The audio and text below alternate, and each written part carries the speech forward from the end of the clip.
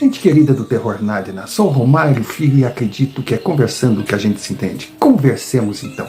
E hoje, iremos conversar sobre o quê?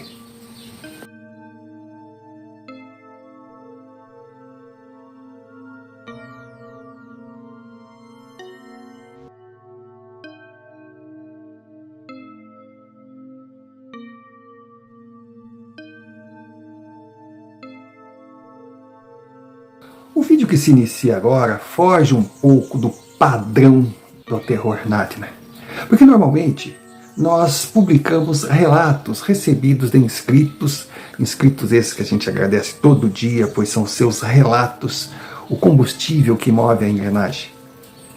Só que hoje nós vamos abrir uma exceção, porque eu durante a vida ouvi muitas histórias interessantes, muitas histórias marcantes. E hoje eu tomo a liberdade para contar uma dessas histórias. Eu sou fascinado por ela. Viajando pelo interior de Minas Gerais, é que eu tomei conhecimento. Nunca fiquei aí me prendendo, verdade ou mentira. Não. Mas ela, para mim, trouxe muitos ensinamentos. Eu espero que para você que me assiste agora, também ela seja útil nessa nossa luta para seguir evoluindo. E como bom Nadina, buscando respostas sem ficar na vala comum do repetir perguntas e aprendendo com experiências vividas por gente igual a gente. E eu acredito que a experiência vivida pelos personagens desse relato que eu falarei agora deve ter sido verídica. E se não for, é uma obra de arte que realmente nos traz muitos ensinamentos. Então eu peço que assista até o final. Talvez até esse relato seja em 2 ou mais partes. Por quê? Porque o limite máximo que eu consigo publicar, já que todo o meu equipamento se resume a um iPhone, é de vídeos de no máximo 1 hora. Então, se por acaso exceder, eu darei a continuação. Mas acompanhe que definitivamente me marcou muito. E eu acredito que marcará você também.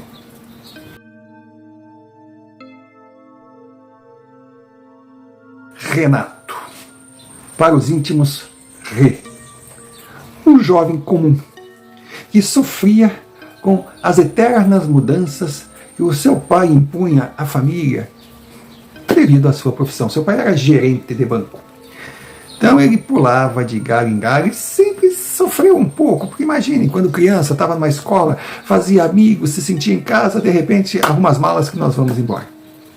Mas Renato estava chegando no fim dessa maratona. Ele já estava com 17 anos, no último ano do ensino básico, prestes para prestar o vestibular.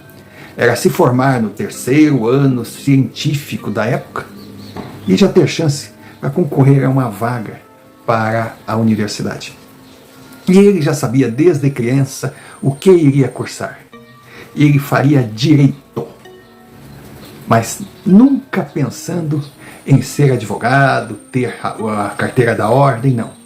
Ele seria um delegado de polícia.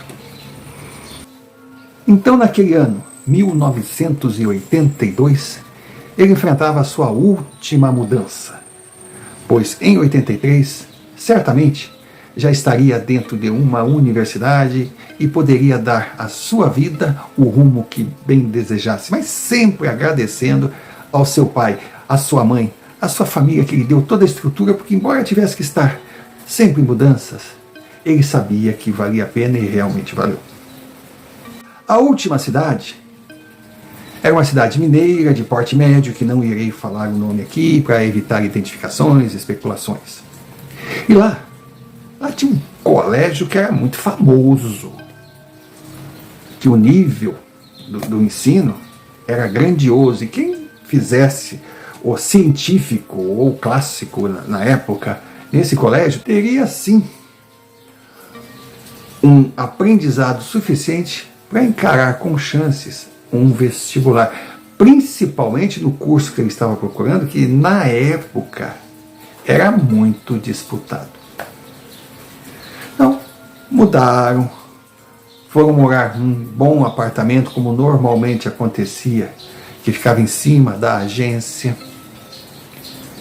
E ele já começou a sair, era um rapaz bem articulado, gostava de conversar, já foi frequentar os bares da cidade, procurar fazer amizade. E o primeiro amigo que ele fez foi Silvio. Silvio, o grandão. Então, Rê e Grandão parecia uma dupla sertaneja. Silvio lhe apresentou algumas meninas, abriu as portas da cidade assim de uma maneira bem sociável, não foi aquela coisa assim da resistência inicial, ou gente vindo de fora, sabe, ter problemas. Não, ele apresentou todo mundo. Aos pouquinhos, Renato, ou Rê, começou a se sentir em casa. Lógico, as menininhas locais, com aqueles olhares atravessados, opa, carne nova, aqueles suspiros, mas ele já estava acostumado com esse tipo de situação, mas procurava levar assim, meio no banho-maria, para não se envolver pesado e não ter um problema maior com o que na época se dizia meninas de família, se fizer mal para a menina vai ter que casar. Então ele já estava meio que calejado na situação, mas eram boas amigas, eram companhias legais para dançar, um malhozinho aqui, um malhozinho ali, mas nada assim de um grande compromisso. Compromisso esse que ele tinha com ele, que só assumiria devido à sua vida nômade se encontrasse a mulher certa, que de repente até quisesse acompanhá-lo. Mas os primeiros meses foram muito legais, porque calhou da transferência do seu pai ser em novembro. Então logo em seguida vieram as férias. Tinha um clube muito legal que o seu pai já chegou, já foi convidado para ser sócio, afinal era gerente do banco, tinha toda aquela receptividade de uma parte de gente que queria mostrar a cidade, de outra aqueles interesses comuns da profissão. O seu pai sempre foi de frequentar Lions, Rotary, então não foi difícil para a família se entrosar. Renato e sua irmã Adriana logo estavam novamente adaptados. De repente, talvez até pelo estilo de vida, já tivessem aprendido os atalhos. Para a Adriana até era mais fácil, porque a Adriana estava na época com 11 anos de idade. Então Silvio mostrou a cidade e falou de um detalhe que aguçou aquele instinto investigativo de um futuro delegado.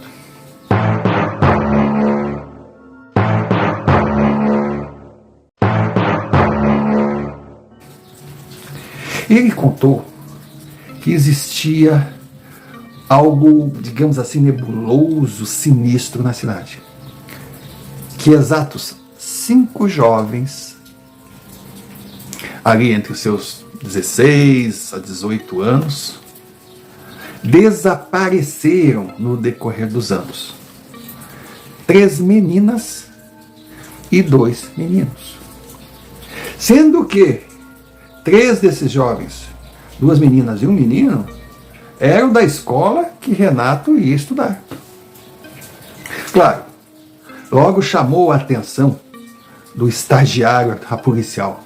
E ele queria detalhes. Poxa, mas como assim desapareceram, sumiram no ar? As pessoas, aqueles que estavam ali, falavam o que ouviram, né? E a coisa já acontecia há 8 anos. O primeiro desaparecimento foi em 74, e depois eles foram acontecendo. E no ano anterior à chegada de Renato tinha sido o último. Aí ele, querendo detalhes, logo fizeram a apresentação de uma figura, o Urso.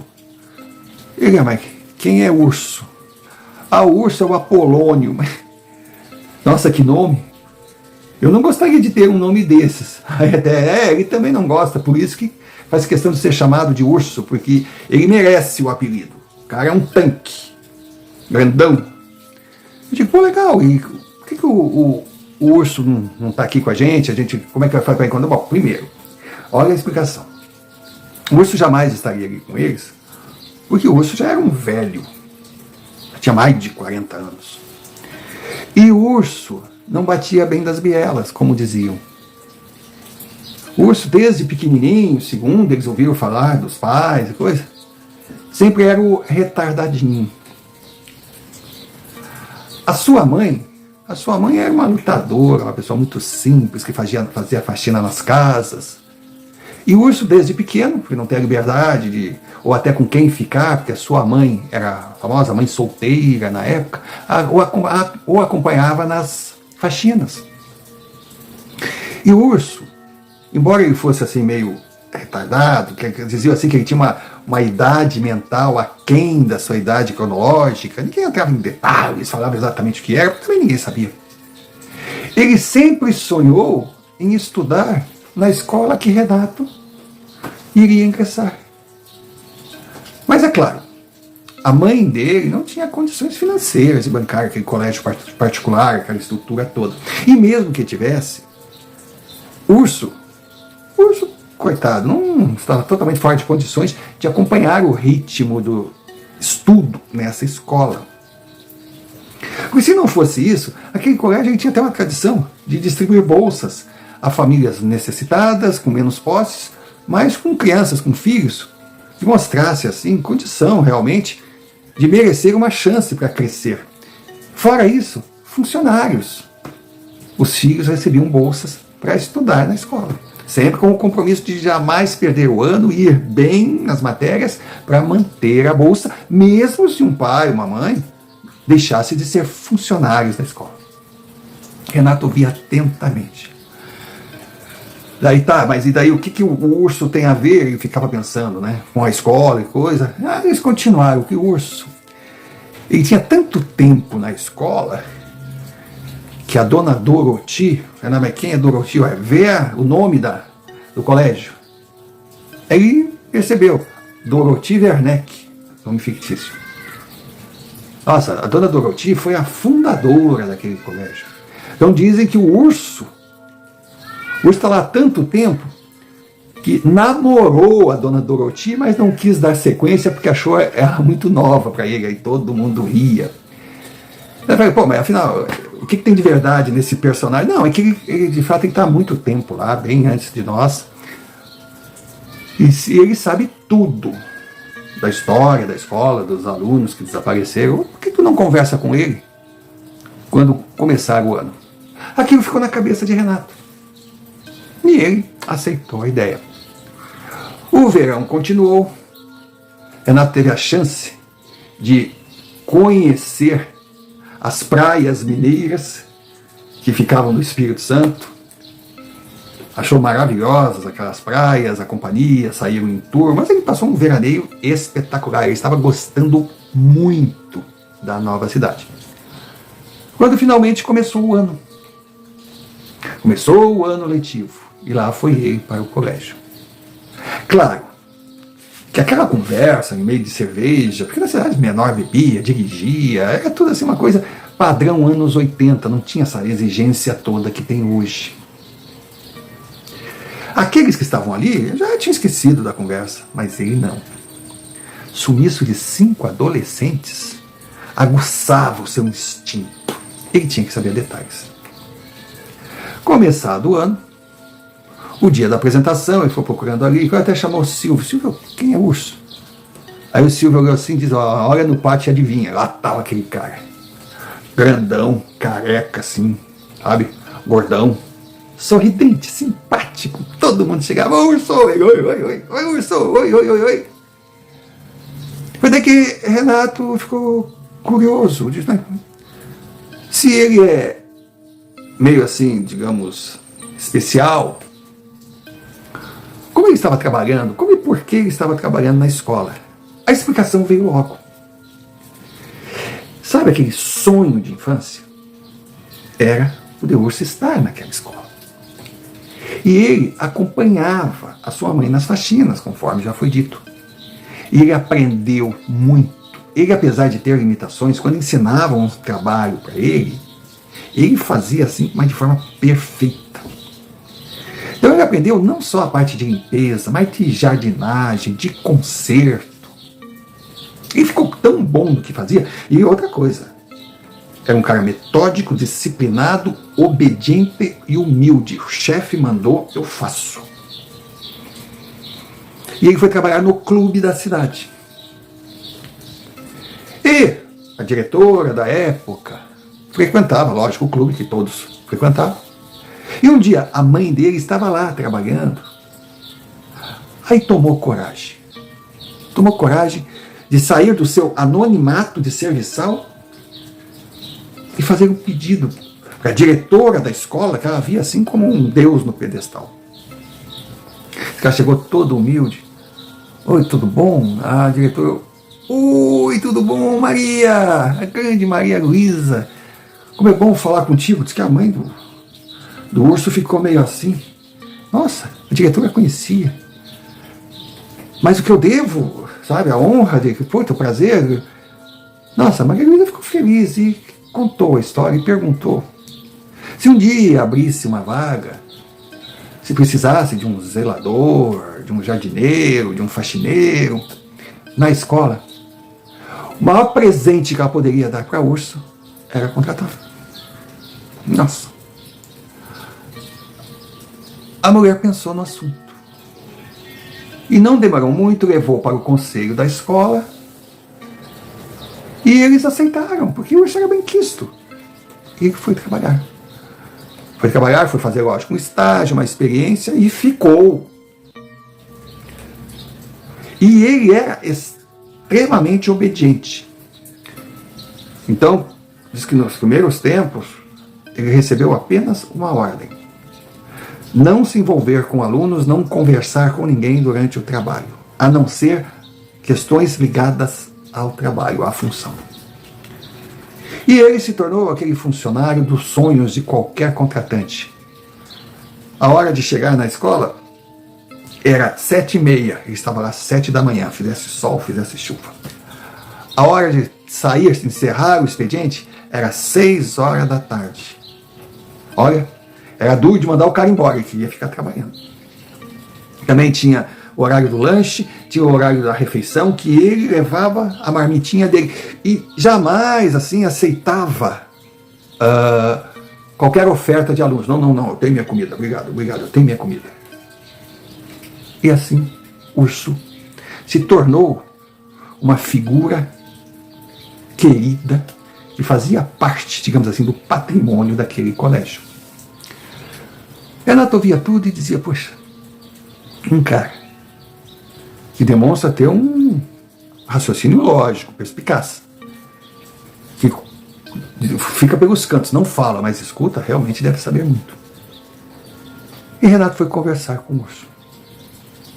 Chegou lá, bom dia, urso.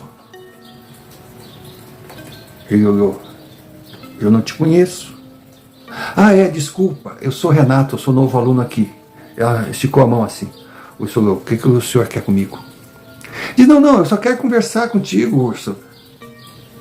Eu não sou permitido, eu não posso conversar com o senhor. Eu estou no meu horário de trabalho.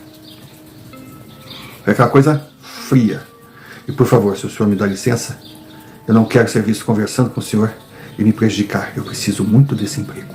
E saiu. Saiu, mas claro, Renato, curioso, queria saber tudo sobre o ocorrido. Ele não desistiu, e com sua habilidade ele foi chegando, foi tomando a confiança, foi ganhando a confiança de Urso. Pegava e dizia, pô, Urso, essa tua roupa aqui, eu vi tu indo embora ontem, a tua roupa tá gasta, tá? Mas tá boazinha, não, tá bom. Mas faz muito frio aqui, faz, mas não tem. E se eu te der uma blusa, eu não posso aceitar, Ah, mas aí o Renato, mas e se eu levar na tua casa? Aí não será um presente que tu ganhou na escola. Bom, aí o senhor fala com a minha mãe é que sabe, mas aqui na escola eu não posso aceitar. Mas com o tempo o urso foi se tornando assim, sabe? E ninguém consegue manter aquela rigidez, aquele afastamento quando é bem tratado. Renato foi se aproximando como outros já tinham aquele nível de amizade que o urso permitia. Aí o Renato levou algumas roupas para ele, levou um tênis muito legal, mas já não era só por interesse, não. Todo mundo gostava do cara. E todo mundo usava essas vias. Quando queria dar alguma coisa para ele, levava na mãe dele, e a mãe dele dava para ele, a escola não podia se envolver.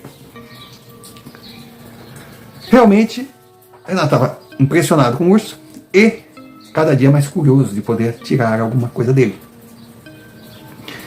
Aí, um certo dia, ele foi saindo da escola, o urso também.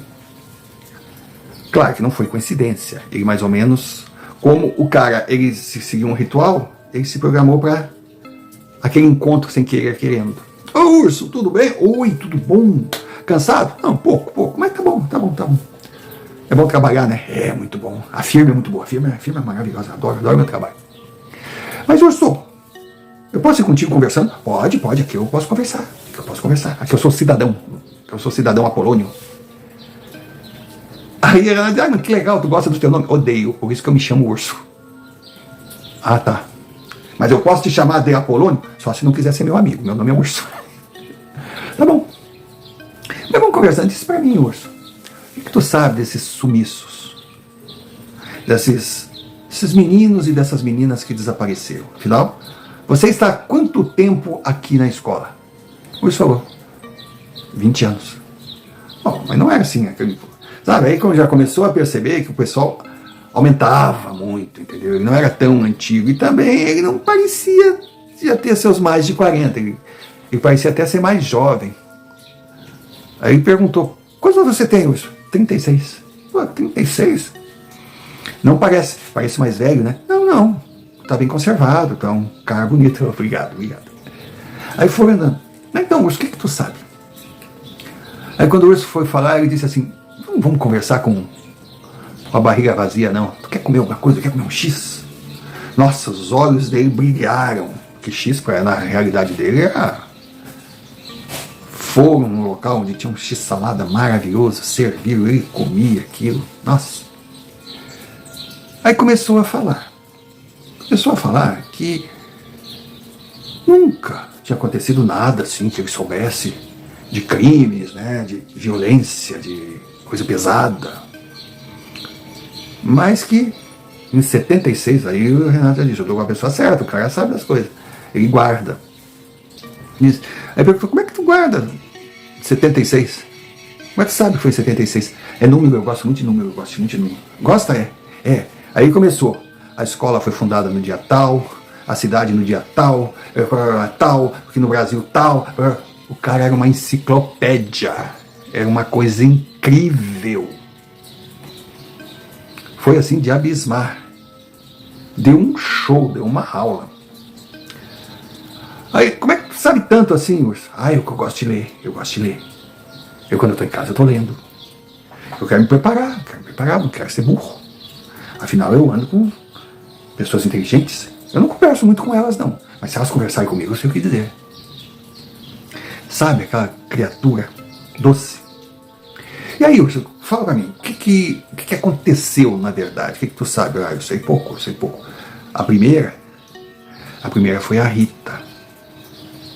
A Rita era estudante do colégio. A Rita era muito boazinha. Nossa, bonita aquela diaba. Nossa, muito bonita mesmo. Mas era meio, sabe, que nem dizia minha mãe, pavirada. E ela namorava todo mundo no colégio. Aí eu falei, mas todo mundo quem é? Todo mundo. Eu não. Eu não tenho aventura, falava assim. Mas assim, só alunos, professores, não, todos. O pessoal comentava que ela saia com todo mundo. Aí, um certo dia ela saiu da escola. Aí seguiu. E sempre eles iam pro Rio. Porque aqui o Rio é passagem, é o parque, é tudo. Aí muitos se encontram lá no Rio, ela foi pro Rio lá e nunca mais se ouviu falar na Rita. Nossa, coisa triste, teve investigação, chegava no colégio, perguntava, mas e os namorados? Eles eram suspeitos? Sim, se fosse suspeito ia ser a cidade toda, aí ele deu risada. Aí tá lá pra virada. Aí o Renato pensou, vou conversar com o Silvio. O Silvio deve saber alguma coisa. Mas depois disse, não, que bobagem. Há 8 anos atrás, Silvio tinha 9. Estou me perdendo. Errei o dele mesmo. Tá. E a outra vítima? A outra foi o Carlos. Carlos. Mas o que Carlos era estudante do colégio? Não estudava no colégio. Não estudava no colégio. Mas ele fazia o quê? Não sei, eu não conhecia Carlos. Eu vi Carlos só umas 2 a 3 vezes. Aí. Mas eu sei que ele era muito amigo da Márcia. Mas quem é Márcia, meu Deus do céu? Não, Márcia foi a terceira vítima. E Carlos era amigo dela. Quer dizer que Rita não tinha assim nada a ver com... Não tinha. Mas Carlos e Márcia eram amigos. Aí o quarto foi outra menina. A Janete. A Janete estudava no colégio. Não era tão bonita, não. Era mais quietinha, mas era muito boazinha. E também, do nada, sumiu. E a última vítima foi o ano passado, né? O Mimi. Eu disse, Mimi? O Mimi. O nome dele não era Mimi. Mas o pessoal disse que ele era meio boiolinha. Era o quê? Boiolinha. Não disse pra mãe que eu falei essa palavra, tá? Ela não gosta. Eu disse, não, tá.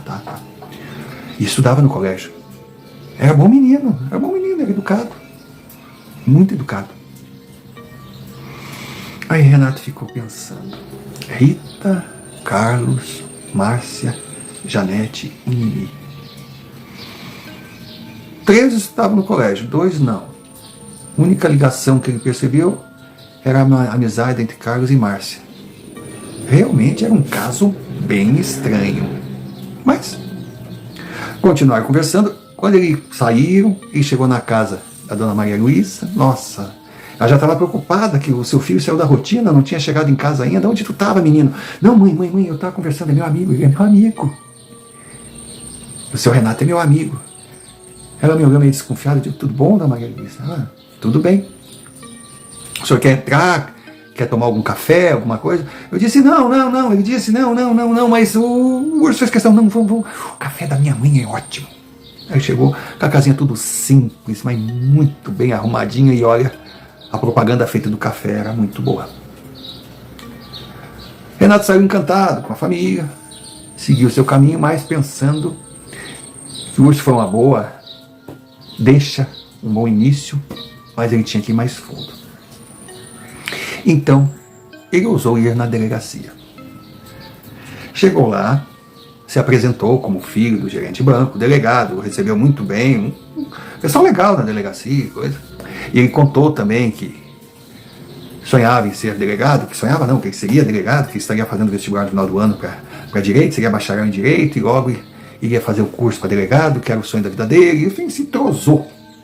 Até mesmo o vocabulário dele tinha a ver com o policial. Os presentes ali gostaram dele, e principalmente da curiosidade, ele queria saber. No caso dos 5 fantasminhas, como eles ficaram chamados. Aí o delegado disse, olha, quando eu cheguei aqui, 3 já tinham desaparecido. Na minha mão estouraram mais 2 apenas, os 2 últimos. E realmente é uma coisa bem estranha, uma coisa... Até soube eu depois, conversando, que muitos dizem que tem alguns que não sumiram, que foram embora, que resolveram desaparecer, porque não queriam mais viver na cidade, tinham outros planos. Inclusive Márcia, aí eu falei, amiga do Carlos, ele, opa, bem informado você. Márcia é uma das grandes suspeitas que fugiu, e que logo em seguida o Carlos foi atrás, e que aquela amizade não era só amizade, mas a família não aceitaria nunca uma relação. Aí é que eu fui saber que tinha digamos assim, uma distância racial entre os dois. Agora, os outros que eu saiba, poucos detalhes a gente sabe. Janete é recatada.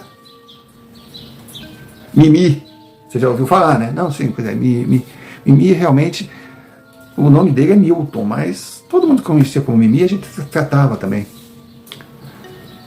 E o Mimi foi o mais estranho. Teve muita gente envolvida. Inclusive, ele falou assim, um amigo seu foi muito interrogado. Eu digo, mas que amigo meu? Ah, o Silvio, o filho do dono da joalheria. Vocês são amigos, né? Eu disse, somos, mas como é que... Meu Deus do céu, vocês sabem tudo aqui.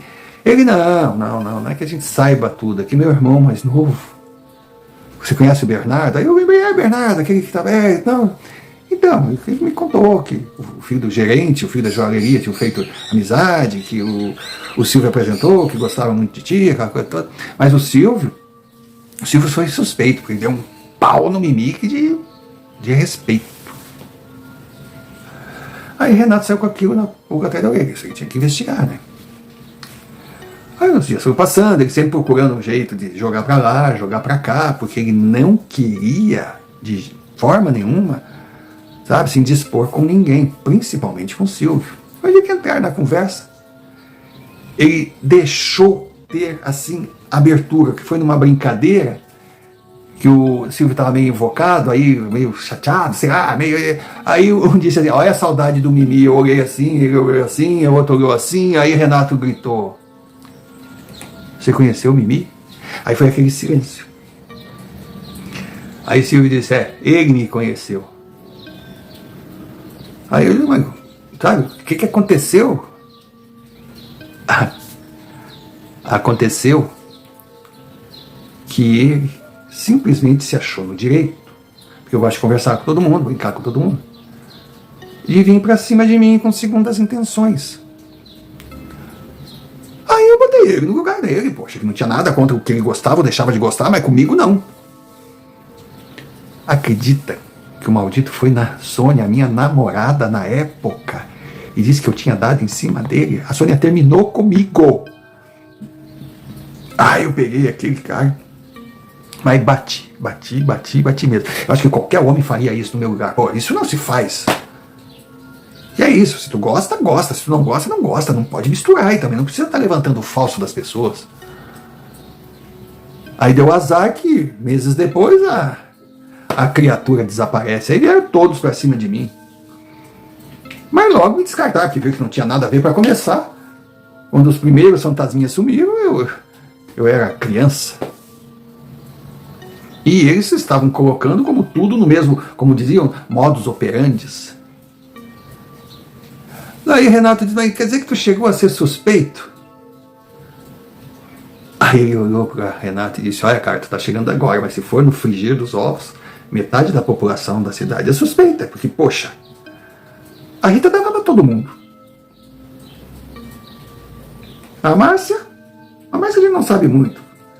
Mas ela tinha segredos com Carlos, sabe? Agora, enfim, a Janete era quietinha, mas, pô, sabe como é que é aquela coisa de lago parado? Águas profundas? Nossa, a coisa continuou assim, cada dia encaixando menos. Aí o Renato soube que veio polícia de todo lado, federal, estadual, raio esparta. Mas ninguém chegava no consenso, porque não tinha consenso. Os jovens estavam ali, vivendo, na boa, de repente, sumiu. Então a ideia de fuga já foi considerada mais do que um homicídio, um sequestro. Por isso que colocaram o título dos 5 fantasminhas, porque já ninguém levava muito a sério, a não ser, lógico, os familiares que continuavam cobrando. E sabe como é que é a cidade pequena, né? Se alguém foge e vira lenda, se o outro quer fugir, foge também. Então, realmente o Renato ficava em casa, conversava com seu pai, que era advogado, colocava todas as situações. Seu pai, com mais lucidez, descartava algumas, mas Silvio estava fascinado. Aí o tempo passou, chega o inverno, ele está indo de carro para o colégio e vê aquela menina, sabe, guarda-chuva e coisa. E ele já tinha visto aquela menina lá na escola, era uma chuva danada, e parou o carro, ela meio que se assustou. Quer uma carona? Ela deu um sorriso, olha, se você for um bandido, eu tô morta, mas eu vou aceitar. E entrou, mas entrou assim tão naturalmente, que quando ela virou, sentou, quando ela virou, Ela botou o guarda-chuva assim e disse: ah, molhei todo o teu carro, tu vai se arrepender de ter me dado carona. E deu aquele sorriso. E eu disse: nossa, mas que coisa mais linda, pensou assim. E foram no caminho. Meu nome é Renato. Ela: eu sei, você é filho do gerente do banco, né? Você é famoso. Aí ele já acostumado com essas coincidências, disse: você é famosa quem? Famosa eu não sou, eu sou a Ana Paula. Ah, você estuda na escola, Ana Paula? Eu estudo, mas já vou dizendo que eu sou bolsista porque a minha mãe é servente na escola. Renato, o que eu tenho a ver com isso? Não sei. Mas tu tá pensando em tomar uma liberdade só porque eu sou filha da servente?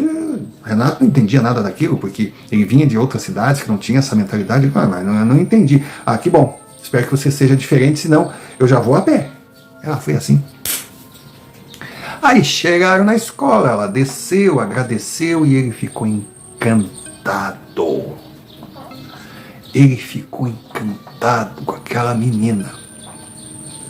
Sabe aquela morena, tipo mineira mesmo, morena, cabelo preto, aquela pele linda, clara, aqueles olhos, uns olhos azulados que pareciam que pular na cara, um corpo lindo, um sorriso, uma espontaneidade. E ele estava no último ano, ela estava no segundo ano, eles tinham mais ou menos a mesma idade.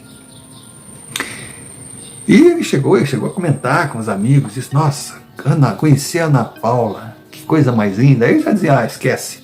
Esquece o quê? Isso é metida difícil. Isso não dá mole para ninguém. Mas isso aí não existe, se por acaso ela... Não, esquece. Eu acho que ela é bem recalcada, porque a mãe é servente, já veio aquela história de novo. E outra, é bolsista, ela tem medo de perder a bolsa, de se envolver com alguém de família rica, e esse alguém não gostar e pressionar a direção. Aos poucos, Renato conhecendo uma cidade assim, cheia de ranços, cheia de preconceitos. Ainda bem que ele chegou devagarinho. Se ele chega atropelando, logo ele seria queimado. Mas o encanto por Ana Paula seguiu. Ele começou a segui-la, sabe, com os olhos no recreio. E percebia que ela também dava umas olhadinhas. Aí teve um dia que ele estava com o Nelson, um moleque da escola, junto com ele assim. E ele viu a Ana Paula passando e disse: olha que coisa mais linda. E do lado dela estava a Clarice, que era o sonho de consumo de todos os meninos. Aí o Nelson falou: Clarice é de matar. Ele disse: não estou falando de Clarice, eu estou falando da Ana. O quê? Ana até que é bonitinha, mas do lado daquela deusa, sabe essa coisa assim? Aí ela percebeu os olhares, chegou perto assim e diz: olha, é bom vocês pararem de olhar a Clarice, senão vai gastar a imagem dela. Ele levou um susto: mas que coisa é essa? Mas quem te disse que eu estou olhando a Clarice? E ela: se tu é inteligente, faz parte do grupo, tá. Porque se tá olhando para mim é perda de tempo. Ele olhou para ela assim e disse: você é gay? Ela levou um susto e saiu, ela não esperava aquela coisa. Eu acho que ela chegou achando que ia constranger e saiu constrangida, ela não esperava aquela pergunta. E a coisa seguiu. Aí eles conversavam um pouco, mas ele sempre interessado. Um dia ele achou tão legal, que Ana Paula estava conversando com o urso assim. E ele, sabe, falou com ela. Aí aproveitou assim e disse: urso, Ana é gente boa, né? Ah, ela é muito educada, eu gosto muito dela. É tanto que tu conversa com ela e não conversa com os outros. É porque ela é gente que nem eu.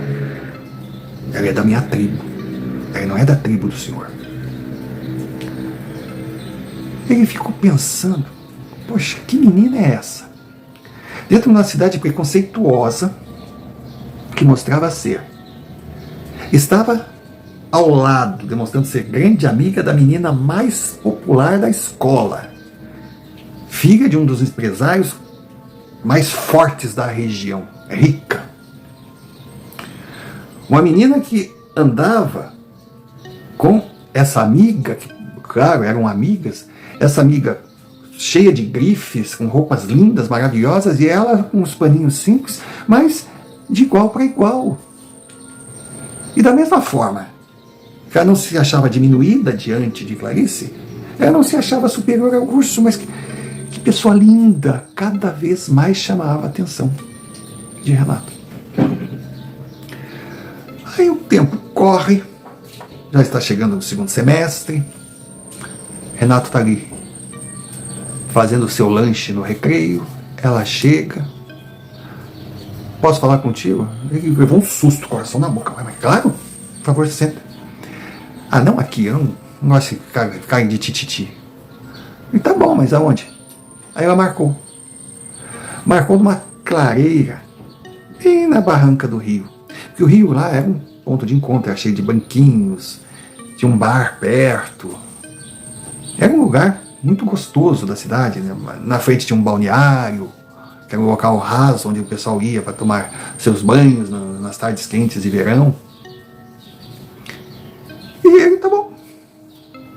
Aí, terminada a aula, ele foi. Mas quando ele foi, ele viu Ana sentada, lendo, uma imagem linda, inesquecível. Ela estava assim, envolvida na leitura, era algo mágico.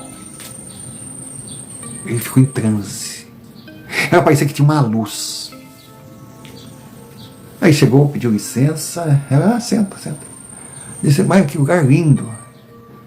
Ela disse, aqui é o meu lugar, aqui é o meu cantinho. E quando ele chegou, ela escondeu o livro. Ele disse, eu posso ver? Ela, não. Ele, tá bom. Aí perguntou sobre o que realmente ela queria falar com ele. Ela disse, não, eu quero te pedir desculpas, porque aquela pergunta que tu me fez na lata, realmente eu mereci ouvir, porque eu fui bem inconveniente, né? Ai, que brincadeira boba, eu chegar ali. De repente eu até pensei, pô, será que eu estava com inveja da Clarice, pensando que todos os homens olham para ela, mas não era disso? Eu não consegui entender. Eu queria te pedir desculpas. Eu disse, não, eu nem lembrava disso. Mas para mim, eu não é todo dia que alguém me chama de gay. Ela falou, mas tu tem alguma coisa contra? Eu digo, não tenho nada contra, mas eu não sou, por que eu vou ficar com essa fama? Eu disse, tu é a menina difícil, né? Ela deu risada. Já andaram falando de mim, né? Já ri muito. Que os meninos aqui, eles são muito folgados. Eles acham que a gente que tem menos dinheiro, é só dar um presentinho que fica tudo fácil. Então, sabe, eu tenho que me posicionar. E continuou a conversa. E chegou um momento que a confiança se fez e ela mostrou o livro. Aí Renato olhou aquilo. São modelos assim, de vestidos, de desenhos. Aí ela mostrou um caderno que tinha também maior. Nossa, cada desenho lindo. Eu disse, menina, mas que obra de arte é essa? Não debocha, isso é um sonho. Sim, mas que sonho lindo. Eu sempre sonhei ser designer de moda. Ter minha boutique. Mas é só um sonho. Que eu sei que está fora da minha realidade. Quando eu me formar, não vou ter dinheiro para dar sequência nos meus estudos. Eu vou acabar num balcão de loja, de supermercado. Mas acho que tudo bem, né? Todo mundo com o seu destino. O Renato disse, não é assim. Tu deve investir no teu sonho. A única coisa que eu não quero é alguém que venha trazer ilusão, porque a minha vida racional ela não tem muita graça, mas pelo menos eu vivo. Ele, não, tá bom. E é aqui que tu sonha? Eu gosto desse lugar. Aí ele tentou. E eu posso me atrever a fazer parte desse espaço? Vir aqui conversar com você, estar com você? Nossa, foi um... Ela olhou assim e disse, será um prazer. Ele, poxa, obrigado pela confiança. Você fez por merecer. Provou ser de confiança e não está interessado em bobagem. Aí eu também não entendi.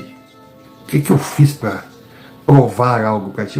Mesmo pensando que eu era gay, você continuou conversando comigo, aceitou o meu convite para vir aqui, ou seja, você não tinha outro interesse, não é? Aí quase que ele diz, engano seu, mas achou que era muito cedo para abrir o seu coração e talvez ela não acreditasse que ele estava 100% apaixonado por ela, encantado, como nunca antes em sua vida. Renato saiu daquele encontro com cara de bocó. Ele realmente estava com os 4 pneus arriados, o estepe furado. Ele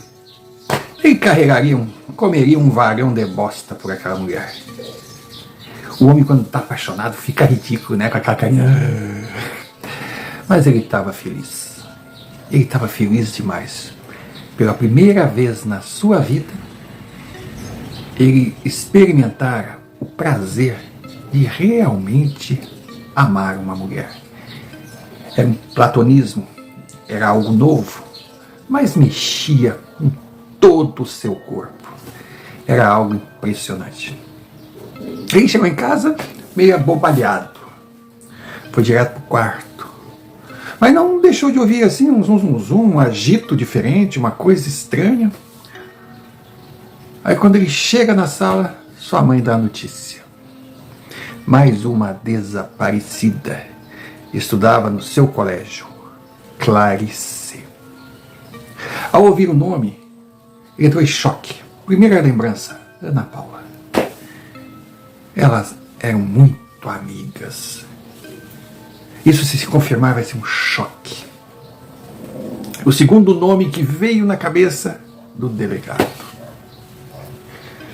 Ele simplesmente pediu licença, catou a chave do carro, foi na casa de Ana Paula. A encontrou destruída, ela também tinha recebido a notícia.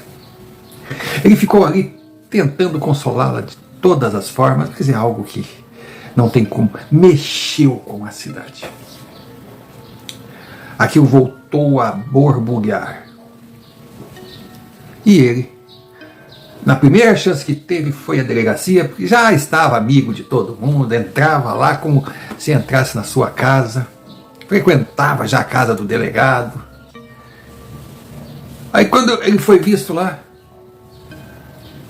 os investigadores, o delegado chegou, e aí, sobre a notícia, sobre o mal, o delegado quer falar contigo. Eu digo, comigo? É, engraçado, eu vim aqui para falar com ele. Ai, que bom, então vamos lá. Chegamos lá. O homem olhou para ele, pô, eu queria mesmo falar contigo, porque tu tem umas ideias, tu tem uma visão nova, tu tem sabe, me ajude. Foi quando o Renato disse, vai ajudar o quê? Pra tudo acabar em pizza, em fuga, em aventura de criança?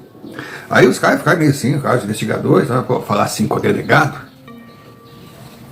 Aí foi quando o homem disse, senta aqui, vamos conversar. O que eu vou te contar agora é um segredo guardado a 7 chaves. Entenderam? Quando ele falou isso, os investigadores,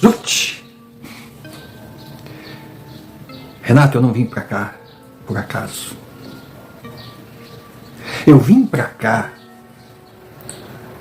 porque os federais, quando aqui estiveram, viram muitas coisas estranhas, principalmente que o meu antecessor estava não muito interessado em investigar e esclarecer. Eu cheguei aqui com a missão de tentar descobrir o autor ou chegar o mais perto possível dele. E saiba você que o poço de merda que eu encontrei é bem mais fundo do que eu esperava. Renato, quieto. Ele queria ouvir. É, meu filho, meu futuro delegado. Eu descobri que aqui nessa cidade, ilibada, preconceituosa, cheia de moralismo, de uma sociedade íntegra, tem, na verdade, por detrás dessa cortina esplendorosa de politicamente correta, uma sociedade secreta, envolvida com todo tipo de perversão, prostituição, promiscuidade, pedofilia, tudo que você possa imaginar. E pasme, fizemos toda uma investigação e você fica de cara ao descobrir os nomes envolvidos. Aí Renato ficou só escutando e vinha coisas na cabeça dele assim, para estar numa sociedade dessa tem que ser pessoas mais velhas, E como o primeiro desaparecimento aconteceu 8 anos antes, então essa geração de agora não poderia estar envolvida. Foi quando o delegado disse: meu rapaz, eu tiro o seu pai. Eu falei: opa, que isso? Não, eu tiro o seu pai porque chegou agora. Mas olha, tiro mais um ou outro. Mas o restante desses frequentadores de Lions, Rota e alta sociedade da cidade são todos suspeitos, porque com certeza essas crianças, elas não sumiram, elas foram sumidas. Eu aposto todas as minhas fichas que estão mortas. Agora, nós nunca procuramos aqui que na verdade podem ser vários. E agora, nós estávamos meio que em stand-by esperando que acontecesse mais um desaparecimento. Eu disse: poxa, vocês estavam esperando mais uma criança, mais um jovem perder a vida para ir para cima? Ele: não pense isso de nós. É que nós só poderíamos entrar se a porta fosse aberta. E agora ela se abriu. E agora nós vamos com tudo para cima deles. E seja quem for, nós temos carta branca para ir atrás, descobrir, prender e punir. Porque esse assunto já virou questão de honra para a nossa polícia. Renato saiu de lá meio que zonzo. Ele ficava pensando: poxa, qualquer um na cidade, empresários, comerciantes, funcionários públicos, profissionais liberais, principalmente de uma camada mais alta, poderia ser ou o culpado ou um dos culpados, aonde ele tinha amarrado a sua égua. Por mais surpreendente que essa informação poderia ser, foi o elo de ligação que faltava. Lógico. O que as vítimas, porque ele já considerava vítimas, o que as vítimas teriam em comum? O fato de serem jovens. Porque uma perversão, matar nesse nível, não faz diferença entre homem, mulher, gay. O que importa é o vigor e a beleza da juventude. Se você chegou até aqui, muito obrigado, mas muito obrigado mesmo. E conforme eu havia comentado, essa história ficará por aqui, será a primeira parte, mas eu peço que assista o próximo vídeo, continue assistindo, porque realmente ela é muito legal. E aproveitando, eu vou fazer aquele pedido de sempre, que é chato, mas a gente é obrigado a fazer porque é fundamental para a sobrevivência do canal. Se você está aqui, gosta do conteúdo, se identifica como um Nadina, inscreva-se no canal se não for inscrito, deixe o seu like, comente, mas comente, nem que seja para dar um oi, se bem que a gente prefira que você coloque que cidade, que estado, que país você está assistindo, para a gente saber até onde estamos chegando. Mas agindo dessa forma, você irá registrar sua presença, irá mostrar ao YouTube que o canal atrai interesse. E assim nós poderemos continuar na nossa luta para alcançar as metas impostas pela plataforma Canais Recém-Criados. 1.000 inscritos e 4.000 horas de visualização ano. Assim seremos monetizados, entraremos na primeira divisão da plataforma. Lá embaixo, últimos colocados, mas já na elite. Então nos ajude. E se achar que a gente merece, envia-nos um Pix, qualquer valor. Para você centavos. Para nós fundamental, porque como já dissemos, não somos monetizados. E o dinheiro é importante para a gente dar sequência a esse trabalho. Dado o recado, eu encerro por aqui, mas renovando o convite. Assista a continuação. Você não irá se arrepender.